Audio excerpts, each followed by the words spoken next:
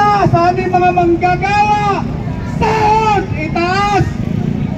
Hanggang ngayon, ito pa rin kasamot-saring taxes namin pinagbabayaran. Kahit yung mga musmos na lilimos ay hindi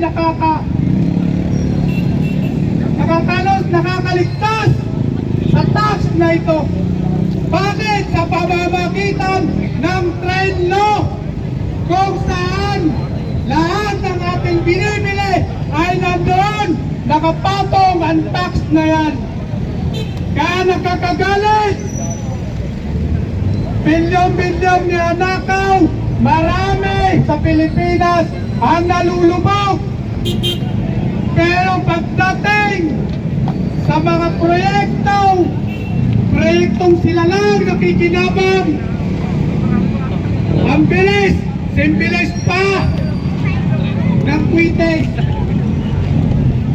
Kung saan mabilis nilang napapaperma, lalong-lalo na kung alam nila na sila mismo lang ang makikinabang.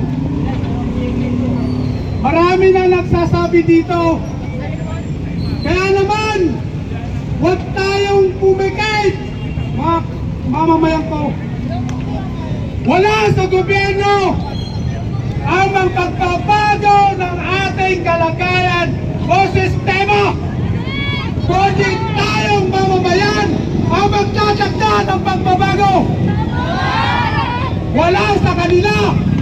Ilang taon na tayong ninoloko, paulit-ulit na lang. Mula sa ama hanggang sa kapwa-apo, sila na lang. Kaya mga kasama, tandaan po natin sa araw na to at sa susunod pa, huwag tayong kalabitin natin ang ating mga kapitbahay. Kung sila ba ay hindi tinatamaan ng ganitong korupsyon, kung hindi man, alam natin na sila ay tinatamaan din. Nararapat lamang na sumama sila sa ating pinaglalaban